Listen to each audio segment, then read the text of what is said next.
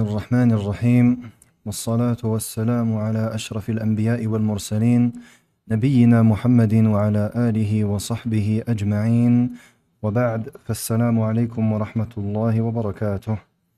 On continue Inch'Allah Ta'ala l'explication de Al-Arba'oun An-Nawawiyya de An-Nawawi rahimahullah ta'ala, donc Al-Arba'oun de An-Nawawi, les 40 hadiths de An-Nawawi rahimahullah ta'ala. Et dans le dernier cours, nous étions au quatrième hadith. Nous étions arrivés au quatrième hadith. Nous avions terminé le hadith numéro 3, puis nous avions commencé le hadith numéro 4. Je tiens d'abord à m'excuser pour le dernier cours, car j'étais assez fatigué. Et je n'ai pas pu donner le cours de la même manière que d'habitude. Donc, Inch'Allah Ta'ala, il y a certaines choses que l'on va reprendre. Et je vous prie de bien vouloir m'excuser pour cela. Et Inch'Allah Ta'ala, khair. Et aujourd'hui, Inch'Allah Ta'ala, Allah Subhanahu wa Ta'ala, on lui demande qu'il nous donne la force, la compréhension et surtout la sincérité. Taïb. Donc, le hadith numéro 4. C'est le hadith dans lequel, rapporté par Ibn Mas'ud, Abdullah ibn Mas'ud radiyallahu anhu, on avait cité donc dans les grandes lignes qui était Abdullah ibn Mas'ud radiyallahu anhu, et nous avions dit également dans le premier cours que nous avions donné, dans lequel nous avions expliqué la méthodologie de l'étude du hadith, et nous avions cité que il était primordial lorsque l'on étudie un hadith de parler du rapporteur. De parler du rapporteur du hadith, ce que nous avions fait. Ensuite, on avait expliqué les sens du hadith. Mais il n'y a pas de mal à reprendre, Inch'Allah Ta'ala. Il dit, le messager d'Allah, sallallahu alayhi wa sallam, « Inna ahadakum yujma'u khalquhu fi batni ummihi arba'ina yawman nutfah » L'un d'entre vous est rassemblé, sa création est rassemblée dans le ventre de sa mère 40 jours en nutfa, donc en goutte. Taïb, nutfa, en goutte. Thumma yakunu alaqatan mithla dhalik. Puis, il est une adhérence, après cela, mithla dhalik, pendant la même période, c'est-à-dire 40 jours. Donc on a 2 fois 40 jours. 40, 40. Donc on a 80. Thumma yakunu mudghatan mithla dhalik. Puis, il est un morceau de chair. Encore la même période, donc 120 jours. 40, 40, 40. ثم يرسل إليه الملك. Puis l'ange lui est envoyé. فينفخ فيه الروح. Et il insuffle l'âme en ce dernier. ويؤمر بأربع كلمات. Et il est ordonné d'écrire 4 paroles. Ou il est ordonné de 4 paroles, c'est-à-dire de 4 choses. Bikatbi rizqih, d'écrire son rizq, sa subsistance. Wa ajalih, son ajal, donc quand est-ce qu'il va, sa période de vie. Wa amalih, ses œuvres. Wa shaqiyyun aw sa'id, est-ce qu'il sera damné, du nombre des damnés, ou bien du nombre des bienheureux. Fa wallahi alladhi la ilaha ghayruh. Ensuite, il jure, alayhi salatu wassalam, par Allah Azza wa Jal, Inna ahadakum, l'un d'entre vous, la ya'malu bi'amali ahli al-jannah, œuvre par les œuvres des gens du paradis. Hatta ma yakuna baynahu wa baynaha illa dhira', au point qu'il n'y ait plus entre lui, entre l'un d'entre vous, et al-jannah, le paradis, ne serait-ce qu'une coudée. Ou plutôt là, une coudée, na'am. فَيَسْبِقُ عَلَيْهِ الْكِتَابِ, puis il est rattrapé par le destin. Al-Kitab, ce qui est voulu par Al-Kitab, le livre ici, c'est-à-dire le livre dans lequel Allah Azza wa Jalla a inscrit toutes choses, c'est-à-dire ce qui a été écrit pour le destin, la destinée. فَيَعْمَلُ بِعَمَلِ أَهْلِ النَّارِ فَيَدْخُلُهَا. Et il se met alors à œuvrer par les œuvres des gens de l'enfer et finit par y rentrer. وَإِنَّ أَحَدَكُمْ لَيَعْمَلُ بِعَمَلِ أَهْلِ النَّارِ حتى ما يكون بينها أو حتى ما يكون بينه وبينها إلا ذراع. et l'un d'entre vous œuvre avec les œuvres des gens de l'enfer, au point où il n'y ait plus entre lui et l'enfer, ne serait-ce qu'une coudée. فَيَسْبِقُ عَلَيْهِ الْكِتَابِ Puis il est rattrapé par le destin. فَيَعْمَلُ بِعَمَلِ أَهْلِ الْجَنَّةِ فَيَدْخُلُهَا Puis il accomplit les œuvres des gens du paradis et rentre au paradis. Non. Donc nous avions premièrement parlé de Abdullah ibn Mas'ud radiyallahu anhu. Ensuite, nous avions dit, il a décrit le prophète alayhi salatu wassalam, ibn Mas'ud, en disant Haddathana nous a conté le messager d'Allah sallallahu alayhi wa sallam. وهو الصادق المصدوق أي لا الصادق المصدوق الصادق أي الذي يقول الحق الصدق هو الذي يقول الصدق. Donc الصادق, le véridique, c'est celui qui ne dit que vérité. والمصدوق الذي يصدق. Et al-masduq, c'est celui que l'on considère comme étant véridique et donc auquel on croit. Donc as-sadiq, c'est celui qui dit la vérité, qui est véridique, le véridique qui dit donc la vérité. Et al-masduq, c'est celui dont nous croyons en sa véracité et qui est donc dont nous croyons en sa véracité. Naam. Et ce qui prononce est donc vérité. Donc nous croyons en cela et nous rendons cela véridique. Taïb. Ensuite, nous avions parlé également de ce que disait le prophète alayhi salatu wassalam et que la parole du prophète alayhi salatu, c'est ce qu'on appelle tashri', c'est une législation. Et on avait parlé un petit peu de cela. On ne revient pas dessus. Taïb. Ensuite, donc, concernant les périodes ou les étapes. Naam.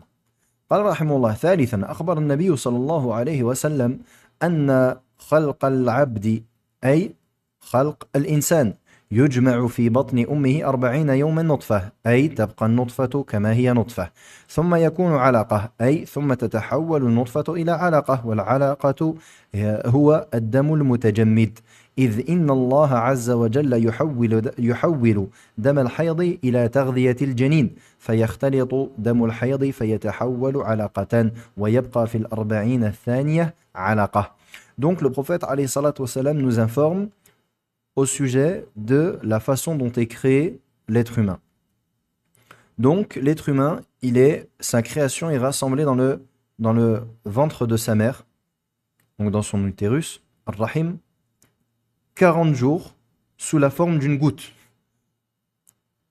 Donc cela reste une goutte comme elle est, et comme elle est de l'homme.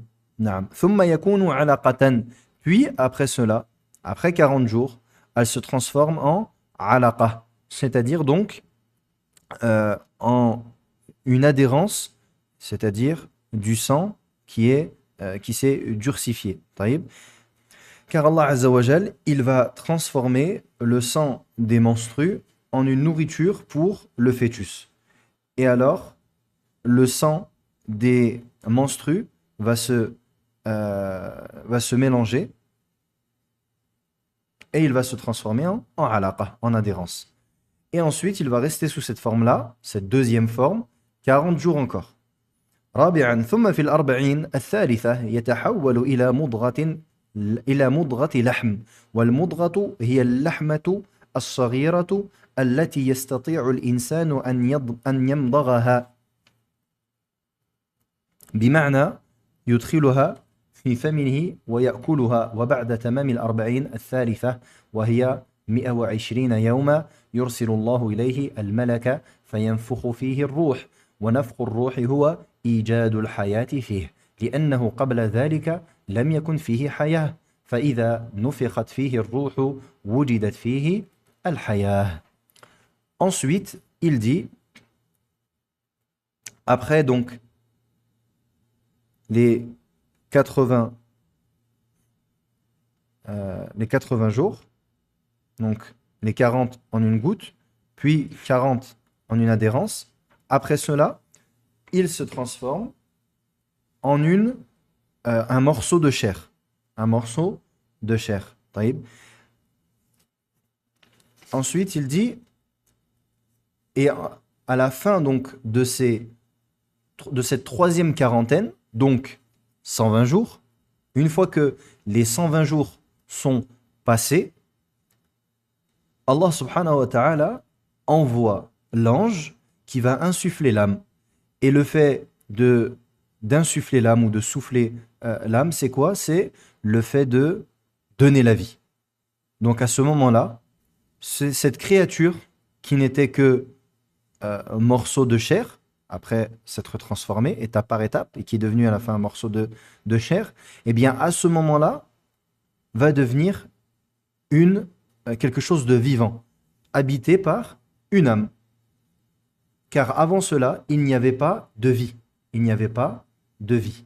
طيب. Donc, عندنا ثلاثة أطوار. طور النطفة, ثم طور العلقة, ثم طور المضغة. Donc, nous avons trois étapes. Nous avons l'étape de la goutte, puis l'étape de l'adhérence, puis l'étape du morceau de chair. طيب. Et une fois que ces trois sont terminés, à ce moment-là, donc à partir de 120 jours, après les 120 jours, donc une fois que c'est terminé, alors la vie est insufflée à cela. نعم. خامسا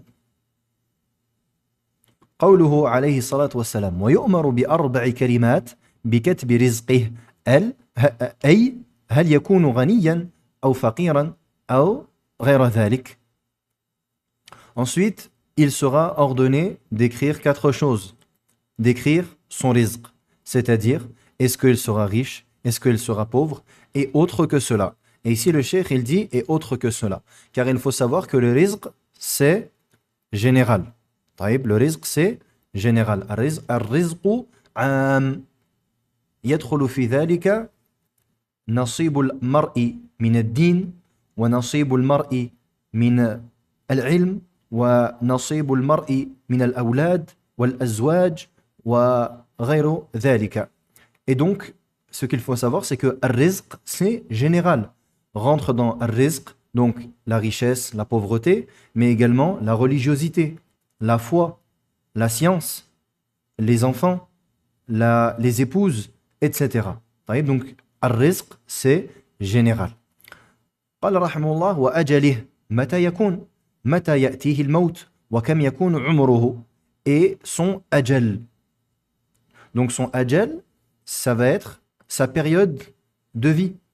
Quand est-ce qu'il va vivre? Quand est-ce qu'il va être mis au monde? Quand est-ce qu'il sera mort? Combien sera son âge? قال رحمه الله وعمله هل يكون عمله عمل أهل السعادة أو عمل أهل الشقاوة. Et ses œuvres, c'est-à-dire, est-ce que ces œuvres seront les œuvres des gens bienheureux, c'est-à-dire des gens du paradis, de la foi, ou bien il aura les œuvres des gens de ce qu'on appelle les damnés. Les damnés, les gens de la tristesse, les damnés, c'est les gens de l'enfer. Et donc, est-ce qu'il sera heureux? الشقي هو من كتب عليه أن يموت كافرا والعياذ بالله ويدخل النار ويخلد فيها والعياذ بالله ونسأل الله جل شأنه أن يعيذنا من الشقاوة وأسبابها آمين. أو سعيد فإن كان سعيدا يسره الله لعمل أهل السعادة وإن كان شقيا يسره الله لعمل أهل الشقاوة. Donc, s'il est shaqi, al-shaqi, celui qui est damné, c'est qui? C'est celui donc à qui a été destiné de mourir, celui qui a été destiné de mourir en étant mécréant. Et de rentrer en enfer et d'y être éternellement, qu'Allah nous en préserve. Et ensuite, ou Sa'id, il dit alayhi salam, ou Sa'id, ou heureux, c'est-à-dire s'il est heureux par le fait donc d'être facilité à l'accomplissement des œuvres des gens de la joie et de la réussite, qui sont les gens du paradis.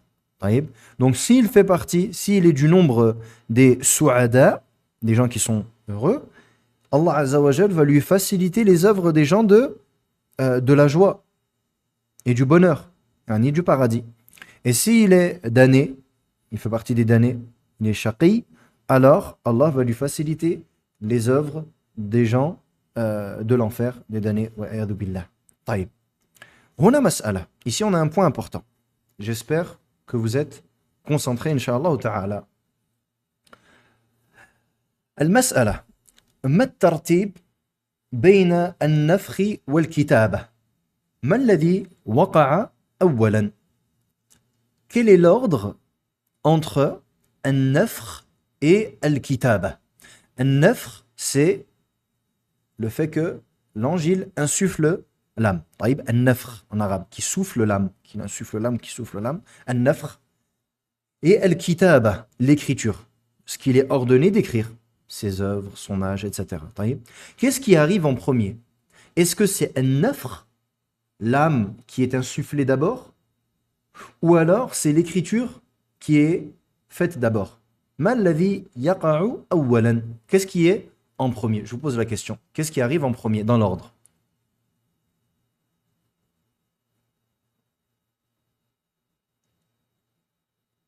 Al-kitaba, l'écriture.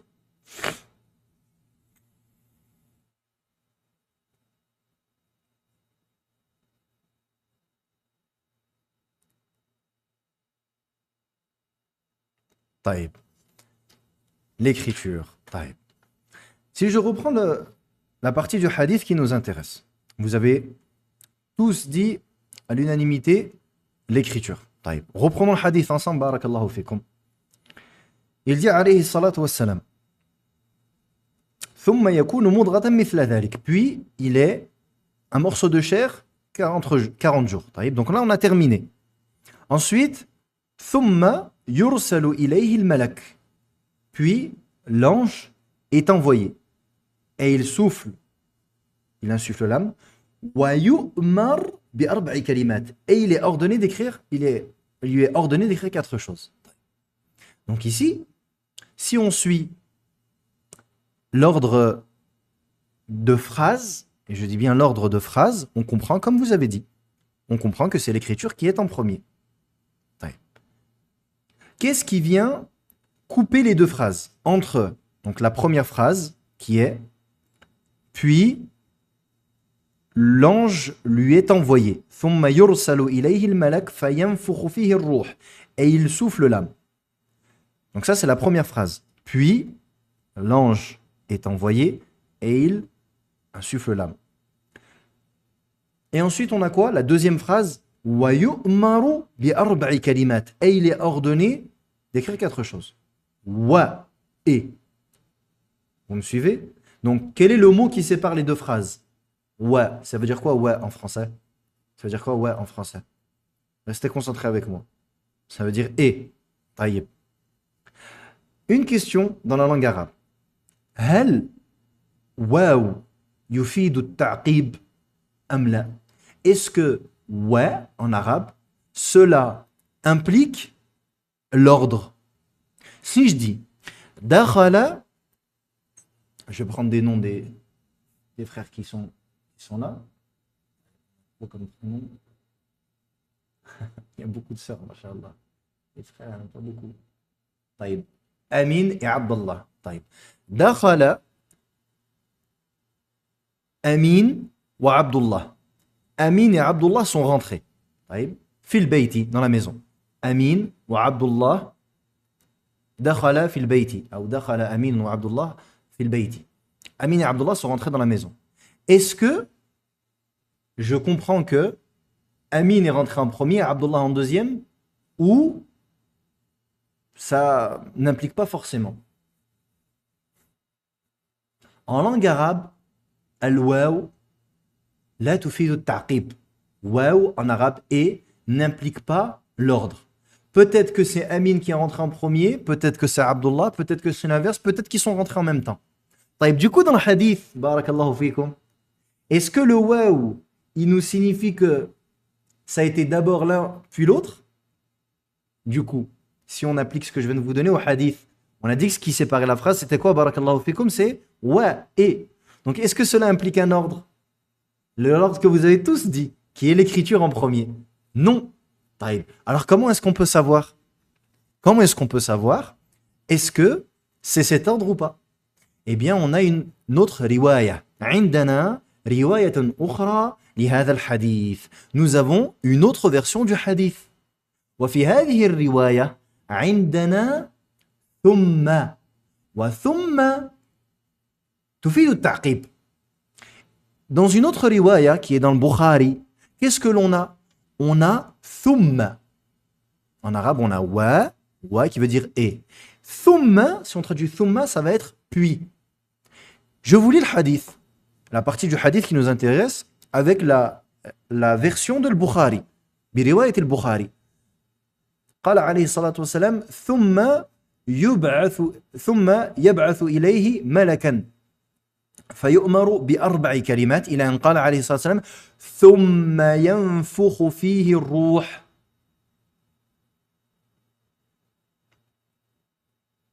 فهي مفسرة. إذن يقع الكتابة ثم النفخ ثم لأن بثم التي تفيد التعقيب. Donc nous avons dans le hadith ثم puis Allah envoie l'ange et il est ordonné d'écrire quatre choses que vous savez. Et ensuite, qu'est-ce qu'on a? ثم ينفخ فيه الروح. Puis il insuffle l'âme. Et donc ici, on a ثم que l'on n'a pas dans le hadith précédent.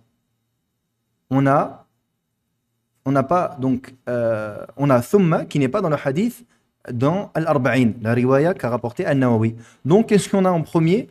On a d'abord Al-Kitaba, l'écriture, et ensuite on a An-Nafkh fi ar-Ruh. On a An-Nafkh fi ar-Ruh.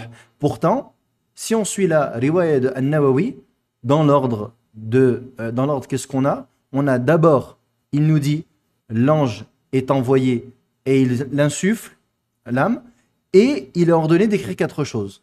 Mais la riwaya d'Al-Bukhari, qu'est-ce qu'elle nous a fait? Elle nous a éclairci donc que on a d'abord Al-Kitaba, puis on a An-Nafkh. Taïb? Naam. Donc c'est ainsi que l'on déduit que c'est d'abord l'écriture, puis An-Nafkh. Pourtant, si on se base sur Zahirul Hadith, sur l'apparence du hadith, le sens apparent du hadith, on pourrait penser l'inverse. Mais, masha'Allah, vous avez tous écrit l'écriture. Taïb. Donc, Inch'Allah, j'espère que c'est clair. On a dans la riwaya d'Al-Bukhari ثم التي تفيد التعقيب. ثم qui nous explique clairement التعقيب, c'est-à-dire que cela vient puis cela. Donc d'abord l'écriture, puis l'âme est soufflée. L'ange souffle l'âme. طيب, Inch'Allah, j'espère que c'est clair. نعم.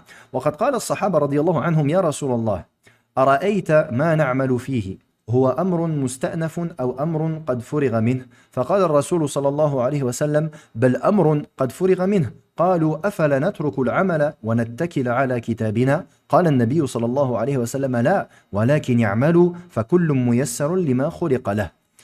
Ensuite nous avons un autre hadith qui est très important. Les Sahaba radiyallahu anhum, ils ont dit Ya Rasulallah, vois-tu nos œuvres? Est-ce que c'est une chose qui est musta'naf ou bien c'est une chose qui a c'est une affaire qui est déjà close? C'est-à-dire musta'naf, est-ce que nos œuvres sont des choses nouvelles qui n'ont pas été destinées? C'est ça musta'naf. الشيء المستأنف الذي لم يكن الذي يكون بغير أن يسبق أو بغير سبق بغير سبق. En arabe, quelque chose qui est musta'naf, c'est une chose qui est nouvelle et qui n'a pas de précédent. Et ici, ce qui est voulu, c'est qui n'a pas été écrit, qui n'a pas été destiné. Donc les Sahaba, ils posent la question, est-ce que ce que l'on fait, Ya Rasulallah, comme œuvre, c'est prédestiné ou non? La question, C'est ça. فقال الرسول صلى الله عليه وسلم بل أمر قد فرغ منه. C'est plutôt une chose qui est close, une affaire qui est close, c'est-à-dire une chose qui a été destinée. قالوا أفلا نترك العمل ونتكل على كتابنا. Ils ont dit, alors dans ce cas-là, ne devrions-nous pas laisser les œuvres et nous reposer sur ce qui a été destiné? Et le prophète alayhi salatu wassalam, a dit, non, plutôt œuvrer, et chacun sera facilité vers ce pourquoi il a été créé. فأهل السعادة ييسرون لعمل أهل السعادة وأهل الشقاوة ييسرون لعمل أهل الشقاوة ومن هذا يتبين أن أمر العباد قد فرغ منه ولكن يجب أن نعلم أن الله سبحانه وتعالى لا يظلم أحدا من خلقه فهو القائل سبحانه إن الله لا يظلم مثقال ذرة وإن تك حسنة يضاعفها ويؤت من لدنه أجرا عظيما وهو القائل سبحانه إن الله لا يظلم الناس شيئا ولكن الناس أنفسهم يظلمون فيجب أن نعلم هذا وأن الله سبحانه وتعالى هو الخالق للعباد والمالك لهم ويفعل فيهم ما يشاء فيحكم فيهم ما يريد وله فيهم الحكمة البالغة وله عليهم الحجة الدامغة. Les gens du bonheur sont donc facilités pour accomplir les œuvres des gens du bonheur. Et les gens du malheur sont facilités pour accomplir les œuvres des gens malheureux, des damnés. Et par cela, l'on comprend donc que l'affaire des serviteurs est quelque chose qui a été prédestiné. Mais il est obligatoire que l'on sache que Allah subhanahu wa ta'ala n'est injuste envers aucune de ses créatures. Car Allah azza wa jalla nous dit dans la traduction, Allah n'est injuste ne serait-ce que d'un atome. Allah ne commet point d'injustice. Et s'il y a une bonne action qui est accomplie, alors il multiplie, c'est-à-dire la récompense. Et il accorde de lui une grande récompense. Na'am. Et il est également celui qui dit, Subhanah, Inna Allah la yadhlimu an-nasa shay'a. Allah ne commet aucune injustice envers les gens. Walakinna an-nasa anfusahum yadhlimun. Mais c'est plutôt les gens qui sont injustes envers eux-mêmes. Il faut donc que l'on sache cela. Et que Allah subhanahu wa ta'ala est le créateur des serviteurs et qu'il est leur roi et leur maître. Et il fait ce qu'il souhaite et il juge par ce qu'il veut. Et il a en cela la sagesse excellente, la sagesse parfaite. Et il a al-hujja ad-damira. Taïb. Ici, nous avons encore une fois, et c'est là que l'on voit أهمية دراسة الروايات. L'importance أو الجمع بين روايات الحديث. C'est là que l'on voit l'importance de rassembler entre les différentes versions du hadith. Un hadith, barakallahu fikum, peut avoir plusieurs versions. Et ces versions-là ne signifient pas, dans la base, la règle de base, tant que le hadith est sahih, etc., sans rentrer dans les détails de mustalah, le fait qu'il y ait plusieurs versions d'un hadith ne signifie pas que il y en a un qui est faux et que l'autre qui est juste. Si par exemple il y a dans un hadith une phrase en plus que dans un autre, le hadith est le même chez tel sahabi et un autre sahabi rapporte le même hadith mais avec une phrase en plus par exemple. Cela ne veut pas dire qu'il y en a un des deux qui ment, mais plutôt un d'entre eux peut être plus mémorisateur que l'autre. Donc il peut avoir mémorisé du hadith du prophète alayhi salam plus que l'autre. C'est pour cela que dans le hadith dans lequel il est rapporté que le prophète alayhi salatu wassalam haddatha lis sahaba ma kana wa ma sayakun. Il est rapporté dans un hadith que le prophète sallallahu alayhi wa sallam un jour il est resté toute la journée à exhorter les sahaba et il leur a détaillé toutes choses. Il a détaillé toutes choses. Il y a des choses passées et des choses à venir. Le prophète sallallahu alayhi wa sallam ce jour-là il a donné énormément d'informations et il a beaucoup enseigné aux sahaba. Qu'est-ce qu'ils ont dit les sahaba? فَكَانَ يعني في هذا اليوم أعلمنا أحفظنا. Celui qui était le plus connaisseur en ce jour-là, c'était qui? Celui qui était le plus mémorisateur. Donc celui qui avait le plus mémorisé était celui qui avait le plus de connaissances. Donc les sahaba, yatafawatoun fil hifz. Les sahaba ne sont pas tous similaires dans la mémorisation. Donc peut-être qu'un sahabi a mémorisé un hadith du prophète alayhi salatu wassalam, mais avec quelques phrases en moins, car il a oublié, par exemple. Et un autre peut avoir plus. Donc, qu'est-ce que l'on fait? On rassemble entre les ahadiths. On rassemble entre les ahadiths afin de les comprendre correctement. Taïb. Et ça, c'est le travail des ulama.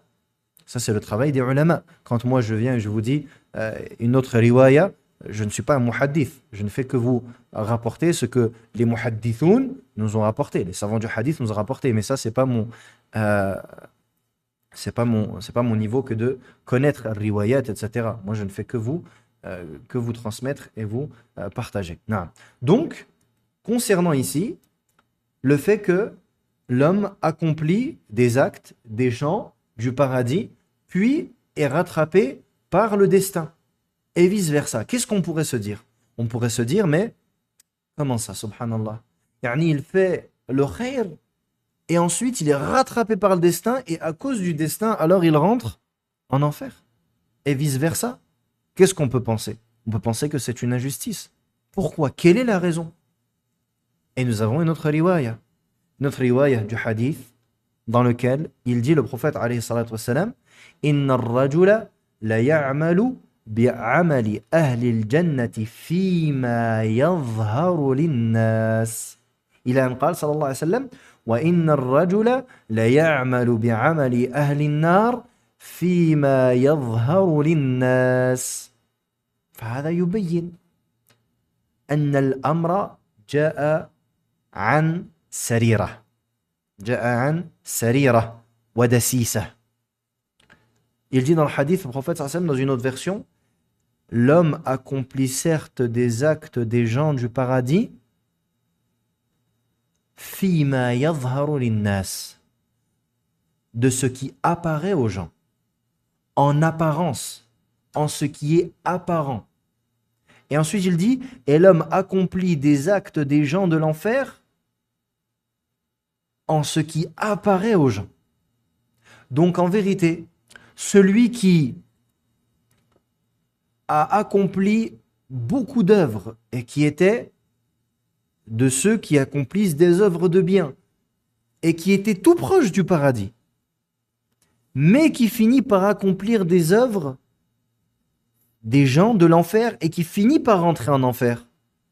Parce que ceci lui était prédestiné. Mais c'est quoi la raison? Il dit, alayhi salatu wassalam, en apparence. Ça veut dire qu'en vérité, qu'est-ce qu'il y avait? Il y avait quelque chose de caché dans son cœur. Il y avait un mauvais intérieur. Et ce mauvais intérieur a fini par apparaître. Donc la personne, elle accomplit des œuvres de bien, mais qu'est-ce qu'elle porte dans son cœur? Elle porte un mauvais fond. Dans son cœur, il y a une maladie. Et cette maladie-là va finir par surgir et par se révéler. Et à ce moment-là, cela va impliquer forcément quoi? Les membres du corps. Car le cœur, c'est le roi du corps. Le roi des membres, c'est le cœur. Et à ce moment-là, ce qui était caché dans son cœur apparaît et finit par apparaître dans ses actes et il finit en enfer. Wal'iyadhu billah. Et à l'inverse, une personne accomplit des œuvres de mal, des gens de l'enfer. Puis, mais en vérité, au fond d'elle, elle a un khayr et elle a un bon fond, c'est-à-dire que la personne, elle est remportée elle est submergée, elle est battue, vaincue par son âme qui l'appelle au mal. Mais il y a une bonne graine qui est dans son cœur. Puis cette graine-là, qu'est-ce qui se passe? Elle finit par apparaître. Elle finit par surgir. Et c'est alors que la personne commence à accomplir des œuvres de bien et finit par rentrer au paradis. Donc ici, on comprend par cette autre riwaya, cette autre version du hadith, qu'il n'y a point d'injustice. Et l'exemple de cela, c'est des gens qui sont dans l'égarement. Des gens qui sont dans l'égarement et qui, Allah Azza wa Jal guide. Allah finit par les guider. Pourquoi? Parce qu'il y avait du bien en eux. Donc j'espère que ça c'est compris, Inch'Allah ta'ala. قال رحمه الله واستقراء الأدلة على هذه المسألة يطول فالله سبحانه وتعالى يقول فأما من أعطى واتقى وصدق بالحسنى فسنيسره لليسرى وأما من بخل واستغنى وكذب بالحسنى فسنيسره للعسرى ويقول جل جلاله لمن شاء منكم أن يستقيم وما تشاءون إلا أن يشاء الله رب العالمين. نعم. Et donc ensuite il a rapporté l'auteur d'autres versets du Coran qui montrent que la personne allait mettre de son ce que l'on appelle elle a une volonté, elle a le libre arbitre, et que cela est, bien que la personne ait son libre arbitre, cela est écrit et régi par la volonté d'Allah Azza wa Jal, ce qu'Allah Azza wa Jal a écrit, et il n'y a pas de contradiction entre cela et cela. قال رحمه الله ويؤخذ من هذا الحديث أن كتابة الرزق والأجل والعمل والشقاوة والسعادة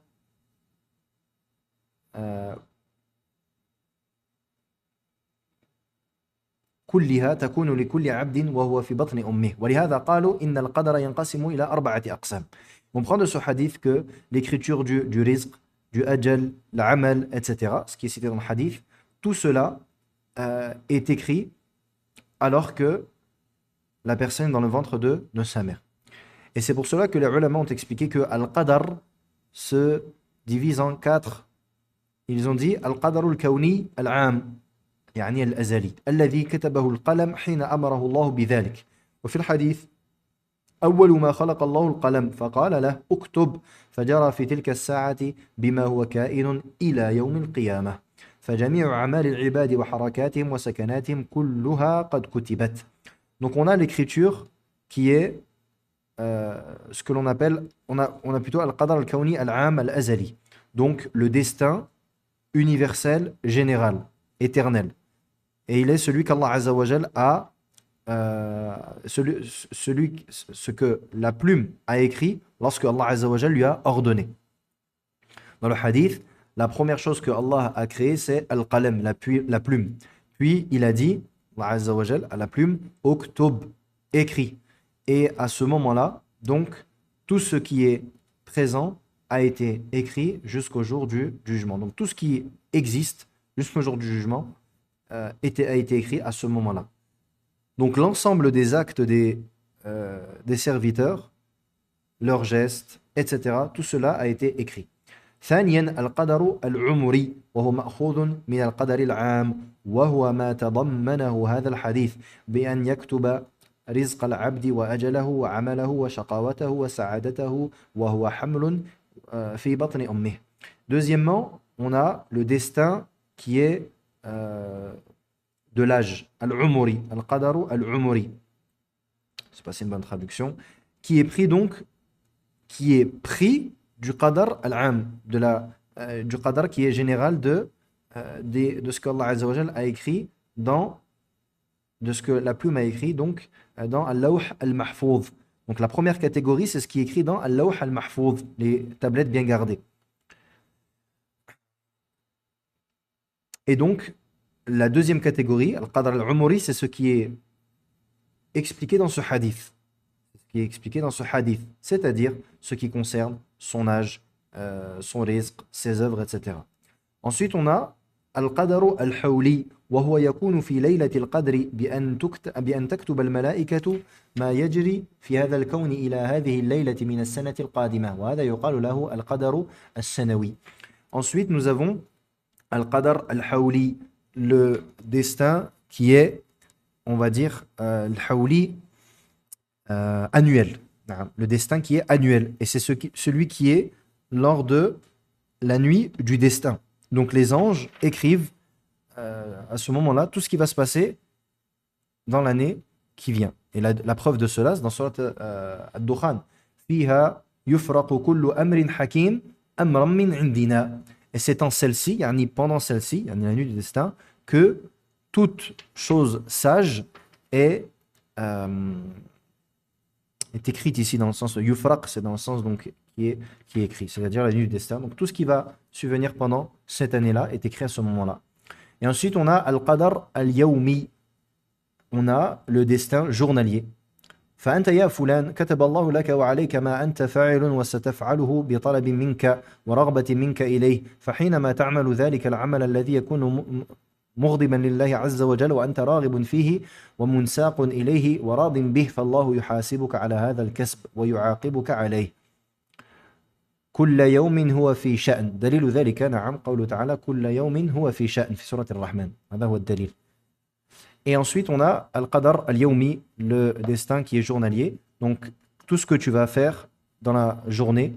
Et la preuve de cela, c'est dans Surat Ar-Rahman, que je viens de citer. Kulla yawmin huwa fi sha'an. Naam. Chaque jour,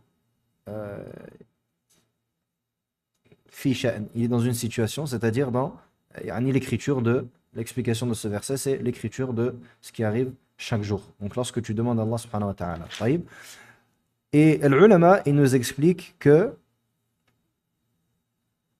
ce qui est dans al-lawh al-mahfouz, il n'y a qu'Allah subhanahu wa ta'ala, donc ce qui est dans ce que Allah azza wa jalla a ordonné à la plume d'écrire, qui est dans les tablettes bien gardées, il n'y a qu'Allah azza wa jalla qui en a connaissance. Ensuite, le reste, les anges sont ordonnés de l'écrire, en fonction de la période, comme on l'a cité. Et cela peut être effacé, modifié. À l'inverse de Al-Qadar Al-Kawni Al-Am. Al-Qadar Al-Kawni Al-Am. قوله قال رحمه الله قوله صلى الله عليه وسلم فوالذي لا إله غيره في رواية فوالله الذي لا إله غيره إن أحدكم ليعمل بعمل أهل الجنة حتى ما يكون بينه وبينها إلا ذراع فيسبق عليه الكتاب فيعمل بعمل أهل النار فيدخلها وإن أحدكم ليعمل بعمل أهل النار حتى ما يكون بينه وبينها إلا ذراع فيسبق عليه الكتاب فيعمل بعمل أهل الجنة فيدخلها اللهم اجعلنا من أهل الجنة ومن يعملون بعملها وأعذنا من النار وممن يعملون بعملها آمين. Donc ensuite le cheikh il lit la fin du hadith et il fait dua pour que Allah Azza wa Jal fasse que l'on soit des gens du paradis et de ceux qui œuvrent des œuvres des gens du paradis. طيب. Quelques fawaïd que l'on tire que vous pouvez noter. أولا الإيمان بالغيب. On tire comme leçon de ce hadith la foi en l'invisible. Car le prophète alayhi salatu wassalam nous a informé d'une chose qui est de l'ordre de l'invisible. C'est pour cela également, entre autres, que Ibn Mas'ud il a dit Haddathana as-sadiq al-masduq Rasulullah sallallahu alayhi wa sallam wa huwa as-sadiq al-masduq nous a informé le messager d'Allah sallallahu alayhi wa sallam et il est as-sadiq al-masduq, le véridique et celui que l'on doit croire. Pourquoi? Car ici, ce qui est de ce hadith relève totalement de al-ghaib, de l'invisible. Donc ça c'est une faïda. Al-fa'idatu al-thaniya. Est-ce qu'il y a des coupures pour certaines personnes? On me dit il y a des coupures. Est-ce que plusieurs personnes ont des coupures? Je pense que ça vient de la personne alors. Non. Ensuite donc, hafidhakumullah wa ra'akum. Fa'ida al-thaniya, al-imanu bil-qadar. La foi au destin. On tire de ce hadith la foi au destin. ثالثا الإيمان بالقدر الإيمان بأن القدر لا ينافي وجوب العمل. Troisièmement, on tire comme faïda, on tire comme leçon, la foi, nous devons avoir la foi que le destin ne contredit pas l'obligation des œuvres. Et le destin ne contredit pas qu'il est obligatoire d'œuvrer. وَالْقِيَامِ بِالْأَسْبَابِ لَا يُنَافِي الْقَدَرِ. Et le fait de faire les causes ne contredit pas le destin. On ne dit pas, oui, mais tout est destiné, donc je ne fais pas les causes. Non. رابعاً الرد على القدرية والجبرية. Quatrièmement, quatrième leçon de ce hadith, il y a en cela une réplique aux qadariya et al-jabriya. Al-qadariya, ce sont ceux qui disent que il n'y a pas de prédestination. Pas de prédestination. De prédestiné. Et al-jabriya, c'est ceux qui disent on est forcé de faire les choses. On n'a pas de libre arbitre. Il y a dans ce hadith une réplique à ces deux sectes-là. Car dans ce hadith, le prophète sallallahu alayhi wa sallam nous informe que les choses sont prédestinées. Donc, les choses ne sont pas prédestinées. Yani. Le prophète sallallahu alayhi wa sallam nous a informé que les choses sont prédestinées. Donc, il y a une réplique à Al-Qadariyya. Et Al-Jabriyya, ceux qui disent qu'on est forcé, le hadith que l'on a cité, dans lequel les Sahaba ont dit au prophète, alors dans ce cas-là, ne devrions-nous pas délaisser les œuvres et nous reposer sur ce qui est destiné? Et le prophète il a dit quoi? Non, mais plutôt œuvrer. Et chacun sera facilité vers ce pourquoi il a été créé. 1, 2, 3, 4, 5. Khamisan, tazhidul khalqi fi nadhari ila zahirin nas. Cinquièmement, on tire comme leçon de ce hadith le fait de se détourner de l'observation de l'apparence des gens. On doit se détourner du fait d'observer l'apparence des gens. Pourquoi? On a dit, la personne qui finit par, après avoir accompli les œuvres des gens du paradis, qui finit par rentrer en enfer, c'est à cause de quoi? À cause d'une mauvaise chose qu'il y avait dans son cœur. Et vice-versa, et l'inverse pour celui qui accomplissait les œuvres des gens du mal et qui finit par rentrer au paradis. Donc il y a en cela le fait qu'il ne faut pas uniquement se baser sur le regard sur l'apparence des gens. Sadisan, al-abdu yadkhulu an-nara aw al-jannata bi'amalihi. Sixièmement, la personne rentre au paradis et en enfer par ses œuvres. Par la cause de ses œuvres. Comme Allah Azza wa Jalla dit, bima kuntum ta'malun, de ce que vous faisiez, par ce que vous faisiez. Et ici, on a la preuve également dans ce hadith. Je ne sais plus, je suis à combien, 6 ou 7. Adlullahi wa adamu al-zulm. On tire comme leçon de ce hadith la justice d'Allah Azza wa Jal et le fait qu'il ne commet pas d'injustice. Car le fait qu'il rentre au paradis, qu'il fasse rentrer au paradis, c'est par rapport aux œuvres. Et en enfer également. Donc Allah Azza wa Jal est juste et il n'est pas injuste. Ensuite, faïda suivante, al-khawfu min as-sawabiq wa min al-khawatim. On doit avoir peur des œuvres passées et des œuvres de fin. On doit avoir peur des œuvres que l'on a commises et qui pourraient être une cause pour que on rentre en enfer. Et on doit également avoir peur de ce sur quoi on va terminer notre vie. Sur quoi est-ce qu'on va terminer notre vie? Est-ce qu'on va terminer notre vie sur les œuvres des gens du paradis ou de l'enfer? Allah Azza wa Jalla nous accorde une bonne fin. Le point suivant, at-taqdiru al-umri li kulli insan. On prend que chaque être humain, il a son qadar umri, qui est ce qui est dans le hadith que l'ange écrit. Ensuite, on tire comme faïda, je la laisse en dernier celle-là, comme ça je vous tiens réveillé. Ithbatur ruh. Le point suivant, c'est on affirme l'existence de l'âme. Car ici, il nous a parlé clairement, alayhi salatu wassalam, de l'âme. Dernier point, celui-là je vous le fais en question, comme ça je vous fais un petit peu, j'essaie de vous tenir en haleine, et on a terminé, Inch'Allah. Je vous pose cette question, on a terminé. Qui peut me dire qu'est-ce que l'on fait du, comment on appelle ça, du fœtus qui va sortir du ventre de la mère dû à une fausse couche?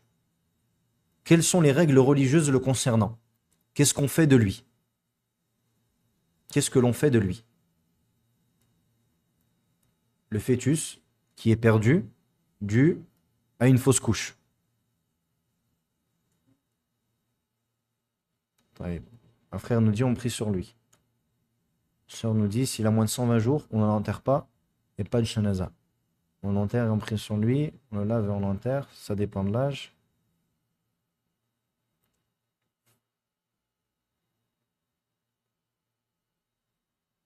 نأخذ من هذا الحديث أن السقط إذا سقط قبل